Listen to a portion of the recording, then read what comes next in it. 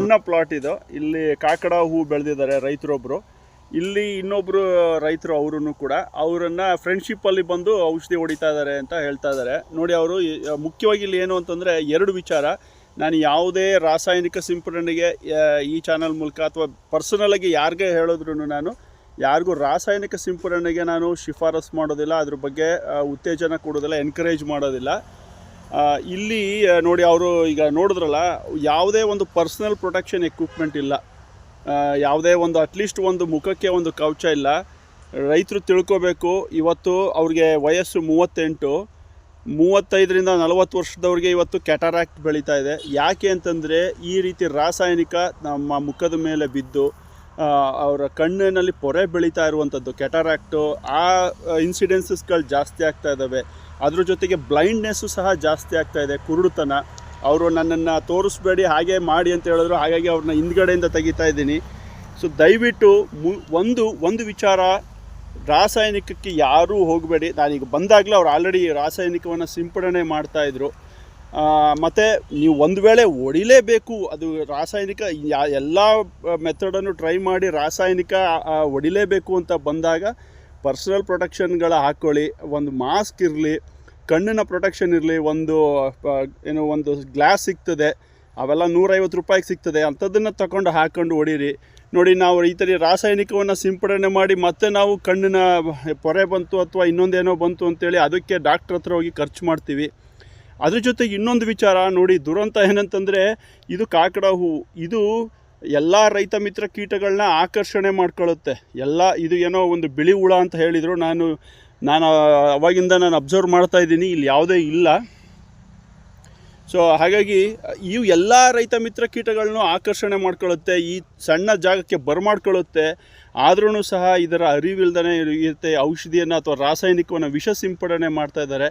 ದಯವಿಟ್ಟು ನೋಡಿ, ಬೇರೆ ಅವರು ಕೇಳಿದ್ರು ಗಂಜಲ ಹೊಡಿಬೋದಾ, ಗೋಮೂತ್ರ ಹೊಡಿಬೋದಾ ಅಂತೇಳಿ. ಗೋಮೂತ್ರ ಹೊಡೆದ್ರೂ ಸಹ ಹೋಗೋದಿಲ್ಲ ಅಂತ ಹೇಳಿದ್ರು. ಬರೀ ಗೋಮೂತ್ರ ಹೊಡೆದ್ರೆ ಅದು ಅಷ್ಟು ಪರಿಣಾಮಕಾರಿಯಾಗಿರೋದಿಲ್ಲ. ಗೋಮೂತ್ರದ ಜೊತೆಗೆ ಬೇವಿನ ಎಲೆಯನ್ನು ನೆನೆ ಹಾಕಿ ಒಂದು 40 ಗಂಟೆಗಳ ಕಾಲ ಮಡಕೆಯಲ್ಲಿ ನೆನೆ ಹಾಕಿ ಅದನ್ನು ಬಸಿದುಕೊಂಡು ಆನಂತರ ಅದನ್ನು ಡೈಲ್ಯೂಟ್ ಮಾಡಿಕೊಂಡು, ಅಂದರೆ 1 ಲೀಟ್ರ್ ಗೋಮೂತ್ರ, ಆ ಬೇವಿನ ಎಲೆ, ಆ ಕಷಾಯ ಏನು ಮಾಡ್ಕೋತೀವಿ ಅದಕ್ಕೆ 1 ಲೀಟ್ರಿಗೆ 4 ಲೀಟ್ರ್ 1:5 ಆ ಪ್ರಮಾಣದಲ್ಲಿ ನಾವು ಬೆರೆಸ್ಕೊಂಡು ಹೊಡೆದ್ರೆ ಸ್ವಲ್ಪ, ಅಂದರೆ ಪ್ರತಿ ವಾರ ಹೊಡೆದ್ರೆ ಸ್ವಲ್ಪ ಪರಿಣಾಮಕಾರಿಯಾಗಿ ಹತೋಟಿಗೆ ಬರ್ತದೆ ನಿಮ್ಮದು ಯಾವುದೇ ಕೀಟ ಬಾಧೆ ಇದ್ದರೆ. ಹಾಗಾಗಿ ನೋಡಿ, ಇದು ದುರಂತ ಏನಂತಂದರೆ ಇದು ಬೇರೆ ಬೆಳೆಗಳಿಗಿಂತ ಈ ರೀತಿಯಾದಂಥ ಹೂವಿನ ಗಿಡಗಳು, ರೈತ ಮಿತ್ರ ಕೀಟಗಳು, ಆ ಪರಭಕ್ಷಕ ಮತ್ತು ಪರೋಪಜೀವಿಗಳನ್ನ ಬರಮಾಡ್ಕೊಳ್ಳುವಂಥವು, ಆಕರ್ಷಿಸುವಂಥವು, ಇಂಥವಕ್ಕೆ ನಾವು ರಾಸಾಯನಿಕ ಸಿಂಪಡಣೆ ಮಾಡಿಕೊಂಡು ಅವುಗಳ ಸಂತತಿಯನ್ನು ನಾಶ ಮಾಡ್ಕೋತಾ ಇದ್ದೀವಿ. ದಯವಿಟ್ಟು ಬೇಡ. ಮತ್ತು ಹೊಡಿಲೇಬೇಕು ಅಂತಂತಂದರೆ ಒಂದು ಪರ್ಸ್ನಲ್ ಪ್ರೊಟೆಕ್ಷನ್ ಹಾಕ್ಕೊಳ್ಳಿ, ಒಂದು ಕಣ್ಣಿಗೆ ಒಂದು ಗ್ಲಾಸ್ ಹಾಕ್ಕೊಳ್ಳಿ. ಅದು ನೀವು ಸುಮ್ಮನೆ ಇದು ಮಾಡೋದಲ್ದೇ ಖರ್ಚು ಸಹ ಹೆಚ್ಚು. ಡಾಕ್ಟ್ರ್ ಹತ್ರ ಹೋಗೋದು, ಪೊರೆ ಬಂತು ಅನ್ನೋದು ಅಥವಾ ಬ್ಲೈಂಡ್ನೆಸ್ಸಿಗೆ ಕುರುಡುತನ ಜಾಸ್ತಿ ಆಗ್ತಾಯಿದೆ ಹಾಗಾಗಿ ರೈತರಲ್ಲಿ. ಸೊ ಅದು ಸಣ್ಣ ವಯಸ್ಸಿಗೆ. ಹಾಗಾಗಿ ಬೇಡ, ರಾಸಾಯನಿಕ ಸಿಂಪಡಣೆ ಮಾಡೋದು ಬೇಡ. ಏನು ಅಂತ ಹೇಳಿ ಸರಿಯಾಗಿ ಪರಿಶೀಲನೆ ಮಾಡಿ ಅಂತ ನಾನು ಪ್ರತಿ ವಿಡಿಯೋದಲ್ಲೂ ಹೇಳ್ತಾ ಇದ್ದೀನಿ. ಈಗ ಪರ್ಸ್ನಲ್ಲಾಗಿ ಹೋಗಿ ನಾನು ಮಾತಾಡ್ತೀನಿ. ಇಷ್ಟು ವಿಚಾರಗಳನ್ನ ಹಂಚ್ಕೊಳ್ಳೋದಿತ್ತು. ಇಲ್ಲಿ ಇವ್ರ ಕಾಕಡ ಹೂವಿದೆ, ಇಲ್ಲಿ ಎಲ್ಲ ಪರೋಪಜೀವಿಗಳು, ಪರಭಕ್ಷಕ ಕೀಟಗಳು ಆಕರ್ಷಣೆ ಆದರೆ ಅಲ್ಲಿ ಪಕ್ಕದಲ್ಲಿ ಭತ್ತದ ಗದ್ದೆ ಇದೆ, ಅಲ್ಲಿ ಬೀಳುವಂಥ ಕೀಟಗಳನ್ನು ಹತೋಟಿ ಮಾಡೋದಕ್ಕೆ ಸಹಾಯವಾಗ್ತದೆ. ಸೊ ಈ ರೀತಿ ಇರಬೇಕು. ಇದನ್ನೇ ಹೇಳಿದ್ದು ನಾನು. ನಮ್ಮ ಭತ್ತದ ಗದ್ದೆಯ ಪಕ್ಕ ಈ ರೀತಿಯಾದಂತಹ ಒಂದು ಸಣ್ಣ ಹೂದೋಟ ಇದ್ದರೆ, ಅಥವಾ ಬೇರೆ ಈ ಸಾವಂತಿಗೆ ಇರ್ಬೋದು ಅಥವಾ ಚೆಂಡು ಹೂವು ಇರ್ಬೋದು, ಆ ಮ್ಯಾರಿಗೋಲ್ಡ್ ಅಂತಾರಲ್ಲ ಅದು, ಅಂಥವುಗಳಿದ್ದರೆ ಇನ್ನೂ ರೈತ ಮಿತ್ರ ಕೀಟಗಳು ಆಕರ್ಷಣೆಗೊಂಡೋದು ನಮ್ಮ ಅಥವಾ ಹೊಲಕ್ಕೆ ಅಥವಾ ಗದ್ದೆಗೆ ಬರಮಾಡ್ಕೊಳ್ಳುವಂಥದ್ದ ಒಂದು ತಂತ್ರಗಾರಿಕೆ ಇವೆಲ್ಲ. ಅದರ ಒಂದು ರಿವರ್ಸ್ ಆಗಿ ಹೋಗ್ತಾ ಇದ್ದೀವಿ ನಾವು, ಅದರ ಅರಿವಿಲ್ದೇ. ದಯವಿಟ್ಟು ಈ ರೀತಿ ರಾಸಾಯನಿಕವನ್ನು ಸಿಂಪಡಣೆ ಮಾಡಬೇಡಿ ಅಂತ ಹೇಳ್ತಾ ನನ್ನ ಮಾತನ್ನು ಮುಗಿಸ್ತೀನಿ. ಈ ರೀತಿಯಾದಂತಹ ತೋಟ ಇದ್ದರೆ ಪಕ್ಕದಲ್ಲಿರುವಂತಹ, ಅಲ್ಲಿ ನೋಡ್ತಾ ಇದ್ದೀರಲ್ಲ, ಅಲ್ಲಿ ಭತ್ತದ ಗದ್ದೆ ಇದೆ, ಅಲ್ಲಿಗೆ ಬೀಳುವಂತಹ ಕೀಟಗಳು ಹತೋಟಿಗೆ ಆಗುವಂಥ ಸಾಧ್ಯತೆಗಳಿರ್ತವೆ. ಸೊ ಹಾಗಾಗಿ ಪರಿಸರವನ್ನು ಸಂರಕ್ಷಿಸ್ಕೊಳ್ಳೋಣ ಅಂತ ಹೇಳ್ತಾ ಇನ್ನೊಮ್ಮೆ ಇವರು ನೋಡಿ ಇಲ್ಲಿ ಬಂದು ಇನ್ನು ಹೊಡಿತಾ ಇದ್ದಾರೆ. ಅವ್ರನ್ನ ತೋರಿಸ್ಬೇಡಿ ಅಂತ ಹೇಳಿದ್ದಾರೆ, ನಾನು ತೋರಿಸೋದಿಲ್ಲ.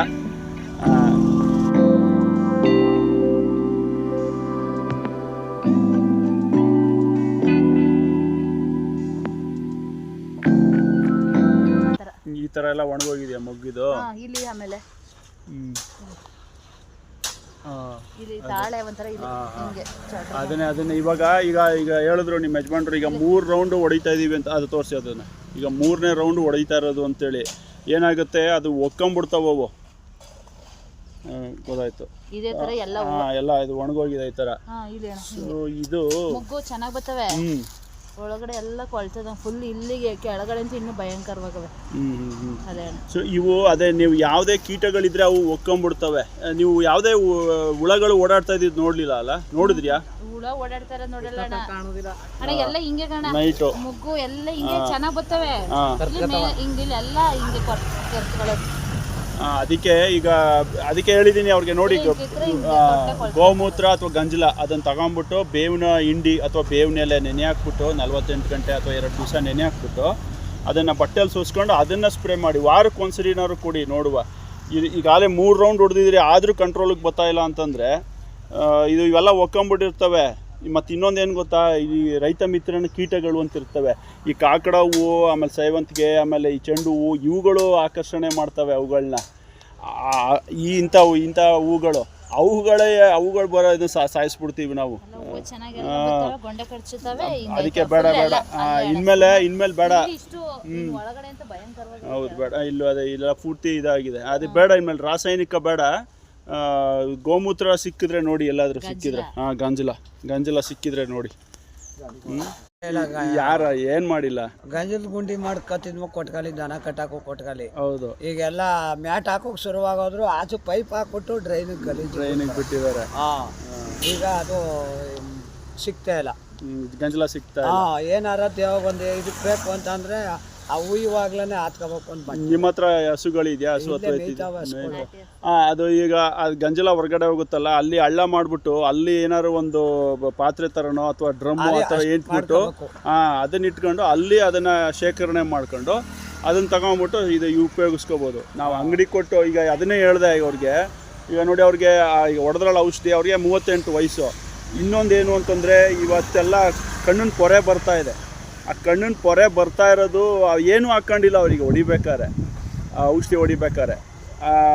ಇಲ್ಲಿ ಹೊಡಿಯೋದು, ಇದಕ್ಕೆ ಖರ್ಚು ಮಾಡೋದು. ಈಗ 3ನೇ ರೌಂಡು ಅದಲ್ದೇ ಏನೋ ಕಣ್ಣಿಗೇನೋ ಆಯಿತು ಅಥವಾ ಇನ್ನೊಂದೇನೋ ಆರೋಗ್ಯ ಸಮಸ್ಯೆ ಆಯಿತು ಅಂತೇಳಿ ಡಾಕ್ಟ್ರಿಗೆ ಹೋಗ್ಬಿಟ್ಟು ಅಲ್ಲಿ ಅವ್ರಿಗೆ ಖರ್ಚು ಮಾಡೋದು.